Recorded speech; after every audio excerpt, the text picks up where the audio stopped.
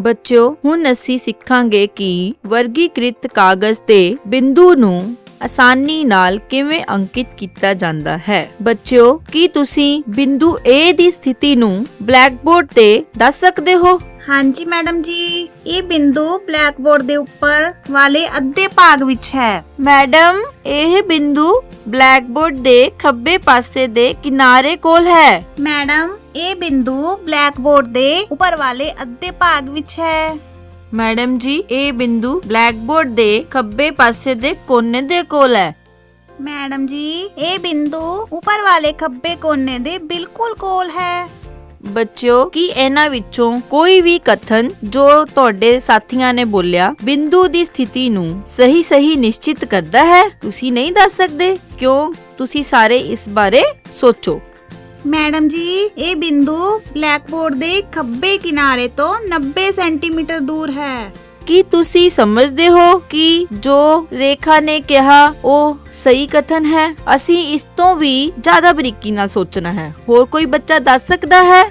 Madam ਜੀ, ਇਹ ਬਿੰਦੂ ਬਲੈਕਬੋਰਡ ਦੇ ਖੱਬੇ ਕਿਨਾਰੇ ਤੋਂ 90 ਸੈਂਟੀਮੀਟਰ ਅਤੇ ਹੇਠਲੇ ਕਿਨਾਰੇ ਤੋਂ 160 ਸੈਂਟੀਮੀਟਰ ਦੂਰੀ ਤੇ ਸਥਿਤ ਹੈ। ਹਾਂਜੀ ਬੱਚਿਓ, ਸੀਮਾ ਨੇ ਬਿਲਕੁਲ ਸਹੀ ਸਥਿਤੀ ਦੱਸੀ ਹੈ। ਅਸੀਂ ਬਿੰਦੂ ਦੀ ਸਥਿਤੀ ਨੂੰ ਇਸ ਪ੍ਰਕਾਰ ਲਿਖ ਕੇ ਦਰਸਾਉਂਦੇ ਹਾਂ 90,160। ਹੁਣ ਅਸੀਂ ਇੱਕ ਹੋਰ ਉਦਾਹਰਨ ਲਵਾਂਗੇ। ਤੁਸੀਂ ਸਾਰੇ ਬੱਚੇ ਕਦੀ ਨਾ ਕਦੀ ਫਿਲਮ ਦੇਖਣ ਤਾਂ ਗਏ ਹੋਵੋਗੇ। ਹਾਂਜੀ ਮੈਡਮ ਜੀ।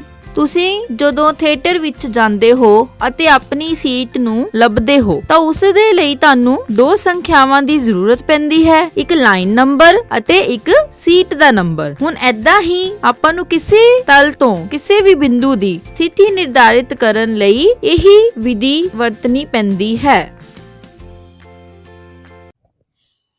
ਬੱਚਿਓ, ਇਸੇ ਤਰ੍ਹਾਂ ਹੁਣ ਅਸੀਂ ਬਿੰਦੂ 3,4 ਦੀ ਸਥਿਤੀ ਨੂੰ ਦੱਸਾਂਗੇ। ਬਿੰਦੂ 3,4 ਜਿਸ ਦੀ ਦੂਰੀ ਖੱਬੇ ਕਿਨਾਰੇ ਤੋਂ 3 ਇਕਾਈਆਂ ਅਤੇ ਹੇਠਲੇ ਕਿਨਾਰੇ ਤੋਂ 4 ਇਕਾਈਆਂ ਹਨ, ਵਰਗੀਕ੍ਰਿਤ ਕਾਗਜ਼ ਤੇ ਅੰਕਿਤ ਕੀਤਾ ਗਿਆ ਹੈ। ਇਸੇ ਤਰ੍ਹਾਂ ਹੀ ਗ੍ਰਾਫ ਵਾਲਾ ਕਾਗਜ਼ ਵੀ ਇੱਕ ਵਰਗੀਕ੍ਰਿਤ ਕਾਗਜ਼ ਹੀ ਹੈ। ਇਸ ਤੇ ਅਸੀਂ x ਧੁਰਾ ਅਤੇ y ਧੁਰਾ ਨੂੰ ਦਰਸਾਉਂਦੇ ਹਾਂ ਅਤੇ ਫਿਰ ਉਸ ਤੇ ਬਿੰਦੂ ਦੀ ਸਥਿਤੀ ਨਿਰਧਾਰਿਤ ਕਰਦੇ ਹਾਂ। ਸੰਖਿਆ 3 ਬਿੰਦੂ ਦੇ ਨਿਰਦੇਸ਼ ਅੰਕ ਨੂੰ ਅਤੇ ਸੰਖਿਆ 4 ਬਿੰਦੂ ਦੇ y ਨਿਰਦੇਸ਼ ਅੰਕ ਨੂੰ ਦਰਸਾਉਂਦਾ ਹੈ। ਇਸ ਤਰ੍ਹਾਂ ਅਸੀਂ ਕਹਿੰਦੇ ਹਾਂ ਕਿ 3,4 ਬਿੰਦੂ ਦੇ ਨਿਰਦੇਸ਼ ਅੰਕ ਹਨ।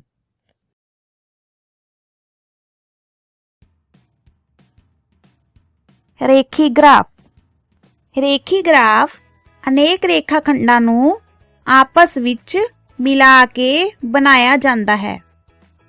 ਕਦੇ-ਕਦੇ ਇਹ ਗ੍ਰਾਫ ਇੱਕ ਪੂਰੀ ਰੇਖਾ ਵੀ ਹੋ ਸਕਦਾ ਹੈ। ਉਦਾਹਰਨ ਦੇ ਤੌਰ ਤੇ ਰੇਨੂ ਬਿਮਾਰ ਹੋਈ ਸੀ ਤਾਂ ਉਸ ਦੇ ਡਾਕਟਰ ਨੇ 4-4 ਘੰਟੇ ਬਾਅਦ ਉਸ ਦੇ ਸਰੀਰਕ ਤਾਪਮਾਨ ਦਾ ਰਿਕਾਰਡ ਕੀਤਾ। ਇਹ ਇੱਕ ਗ੍ਰਾਫ ਦੇ ਰੂਪ ਵਿੱਚ ਸੀ।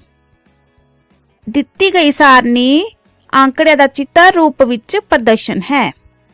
ਇਸ ਸਾਰਣੀ ਵਿੱਚ ਸਮਾਂ 6 ਵਜੇ ਸਵੇਰੇ, ਤਾਪਮਾਨ 37 ਡਿਗਰੀ ਸੈਲਸੀਅਸ, ਸਮਾਂ 10 ਵਜੇ ਸਵੇਰੇ, ਤਾਪਮਾਨ 40 ਡਿਗਰੀ ਸੈਲਸੀਅਸ, ਸਮਾਂ 2 ਵਜੇ ਦੁਪਹਿਰੇ, ਤਾਪਮਾਨ 38 ਡਿਗਰੀ ਸੈਲਸੀਅਸ ਅਤੇ ਸਮਾਂ 6 ਵਜੇ ਸ਼ਾਮ ਤੇ ਤਾਪਮਾਨ 35 ਡਿਗਰੀ ਸੈਲਸੀਅਸ ਹੈ। ਇਸ ਤਰ੍ਹਾਂ ਇਹ ਸਾਰਣੀ ਬਣ ਗਈ ਹੈ। ਇਸ ਸਾਰਣੀ ਤੋਂ ਹੁਣ ਆਪਾਂ ਰੇਖੀ ਗ੍ਰਾਫ ਤਿਆਰ ਕਰਨਾ ਹੈ।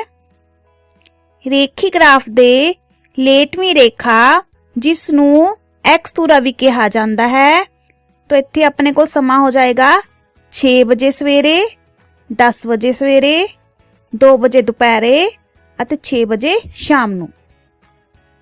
ਖੜਵੀਂ ਰੇਖਾ ਜਿਸ ਨੂੰ y ਧੁਰਾ ਕਿਹਾ ਜਾਂਦਾ ਹੈ, ਉਹ ਤਾਪਮਾਨ ਦਿਖਾਉਂਦਾ ਹੈ।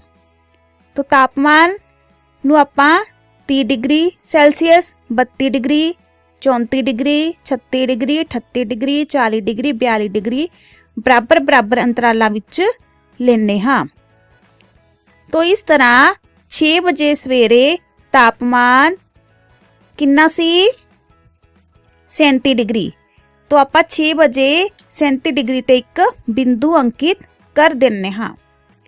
उसे तरह 10 बजे सवेरे तापमान 40 डिग्री सी। तो इत्थे आप बिंदु की स्थिति अनुसार 40 ते बिंदु लगा दिने हाँ। उसे तरह 2 बजे अपना तापमान 38 डिग्री सैल्सीयस सी ਅਤੇ 6 बजे तापमान 35 डिग्री सैल्सीयस थी। ਇਹ ਆਪਣੇ ਕੋਲ 4 ਬਿੰਦੂ ਬਣ ਗਏ ਹਨ। ਇਹਨਾਂ ਬਿੰਦੂਆਂ ਨੂੰ ਰੇਖਾ ਖੰਡਾਂ ਨਾਲ ਮਿਲਾ ਦਿੱਤਾ ਗਿਆ। ਇਸ ਤਰ੍ਹਾਂ ਆਪਣੇ ਕੋਲ ਰੇਖੀ ਗ੍ਰਾਫ ਬਣ ਗਿਆ।